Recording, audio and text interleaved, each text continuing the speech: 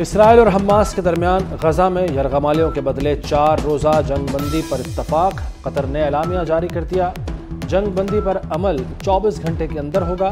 Hamas 50 Israeli खवातीन और बच्चों को रिहा करेगा। बदले में इसराइल 150 फलस्तीनी कैदियों को रिहा करेगा। मुआहदे में 300 इमदादी ट्रक और ईंधन गजा में दाखिल करना शामिल है। इसराइली वज़ीर आज़म ने कहा कि मुआहदे का मतलब ये नहीं कि जंग बंद हो जाएगी।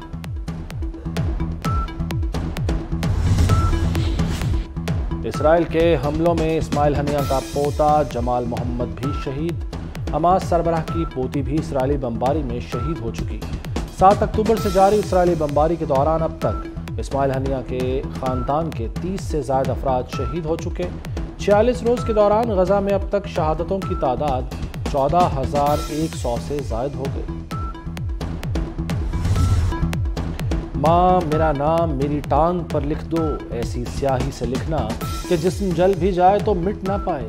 गजा के बच्चों की दिलखराश बातें जीते जागते इंसानों के दिलों को चीरने लगी। एक मासूम बच्चे की रोंगटे खड़े कर देने वाली नज़्म सोशल मीडिया पर वायरल हो गई। इसराइली हमलों से फ़लस्तीन में लाशों के अंबार लग गए। कब्रिस्तान भर जाने पर मैयतों की इज्तमाई तदफीन की जा रही है। खान यूनिस में 111 शहदा की इज्तमाई तदफीन की गई।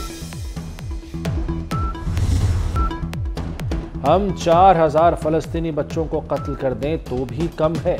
ओबामा के साबिक मुशीर की मुस्लिम दुश्मनी की वीडियो वायरल। अमेरिकी वजारत ख़ारजा के साबिक सीनियर ओहदेदार न्यूयॉर्क में एक हलाल फूड शॉप के दुकानदार को कहता है कि तुम दहशत गर्दों को सपोर्ट करते हो। अगर हम 4,000 फ़लस्तीनी बच्चों को कत्ल कर दें तो ये भी काफ़ी नहीं है। 12 महीने जो हमने साथ दिया, इरादे तो बहुत अच्छे। हमारा इत्तेहादी खिदमत करने के बजाय, मेहनत करने के बजाय, अवाम को मसाइल से निकालने के बजाय अपना जाती दुश्मनियां पे तवज्जो दे रहे थे। महंगाई को कम करना है, मुआशी बहरान से निकलना है, सियासी जमहूरी बहरान से निकलना है। यही वजह है कि वो हुकूमत इस टारगेट पे, इन टारगेट्स पे वो पूरा नहीं उतरे। आना सियासतदानों से कि वो सियासत ही छोड़ दे। हुकूमती इत्तेहादियों की तवज्जो मसाइल की बजाय ज़ाती दुश्मनियों पर थी। बिलावल भुट्टो ने 16 माह के इत्तेहादियों पर बड़ा इल्ज़ाम धर दिया। मजीद कहा, पुराने सियासतदान 18वीं तरमीम ख़त्म करने का दावा कर रहे हैं। पीपल्स पार्टी हुकूमत बनाएगी और 18वीं तरमीम पर अमल दरामद करेगी। पुराने सियासतदानों की 70 साल पुरानी सियासत से मुल्क को नुकसान पहुँचा। बुजुर्ग रहनुमा सियासत छोड़ दें और मुल्क के लिए दुआ करें। बिलावल भुट्टो जरदारी ने कमान से तीर निकाल लिए। चित्राल में जलसे से खिताब में सियासी मुखालफिन पर कड़ी तनकीद। चेयरमैन पीपल्स पार्टी ने कहा कि बुजुर्ग सियासतदानों की सियासत से मसाइल बढ़ेंगे।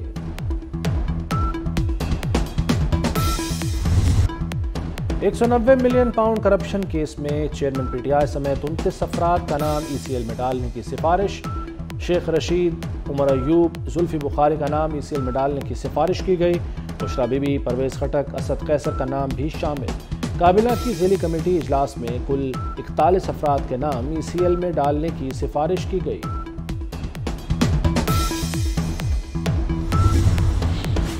मुस्लिम लीग नून के कायद नवाज शरीफ की मरी के पहाड़ी रास्तों पर ड्राइविंग।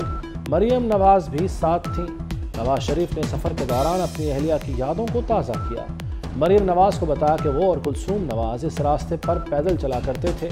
मरियम नवाज ने हसीन यादें अपने ट्विटर पर शेयर कर दी। यहाँ मैं और कुलसूम ना जी इस रोड पे पैदल आते थे। अच्छा, मरी बाद में बुलाते थे। मरी से घर से अच्छा अप टू छांगला गली, ये सब पैदल जाते थे हम, पैदल। और बड़ा तेज चढ़ते थे हम चढ़ाई। ये अपना MA हम यहाँ पे आए थे 1994 में। अच्छा जी। इस स्पॉट पे। अच्छा जी। तब हमें बहुत अच्छा लगा था, जगह बहुत अच्छी लगी थी। अल्हम्दुलिल्लाह, माशाल्लाह, बहुत अच्छी।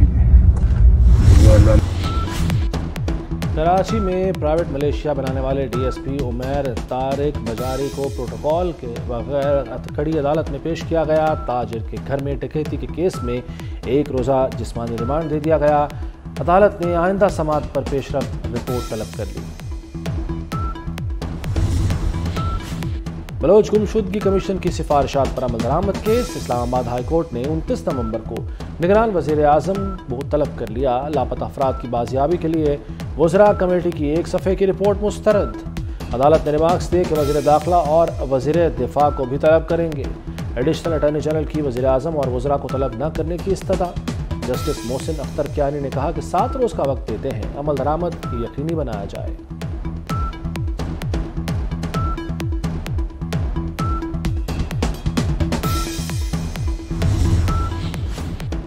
सुप्रीम कोर्ट में बहरिया टाउन कराची अमल दरामद केस। मशरक बैंक ने सुप्रीम कोर्ट में तहरीरी जवाब जमा करा दिया।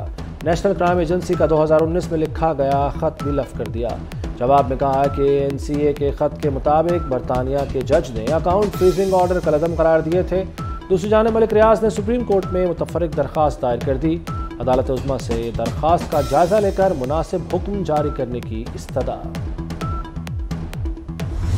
हर एक को लाजमी है, चाहे वो जर्नलिस्ट है, चाहे वो गवर्नमेंट ऑफिशियल है, चाहे वो आम पब्लिक का नुमाइंदा है, अपना लाइसेंस ज़रूर बना लें।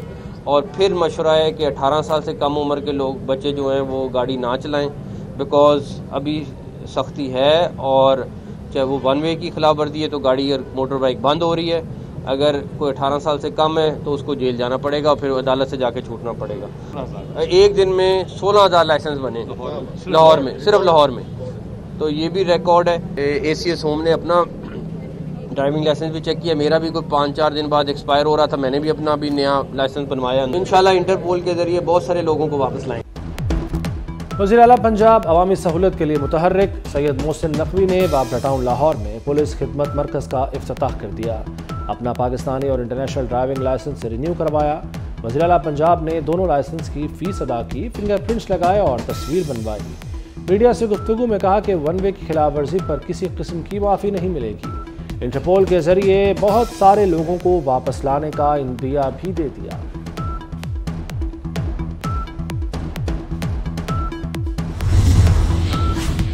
वज़ीर आला पंजाब सैयद मोहसिन नकवी की ज़ेर सदारत बतौर चेयरमैन LDA गवर्निंग बॉडी का इजलास chief secretary, commissioner, DG, LDA, MD वासा और दीगर महकमों के मेंबर्स शरीक हुए।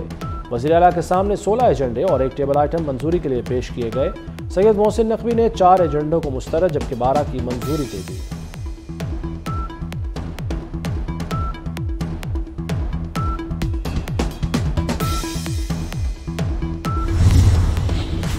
मोहसिन स्पीड के लाहौर में तरक्याती मंसूबों का स्पीडी दौरा।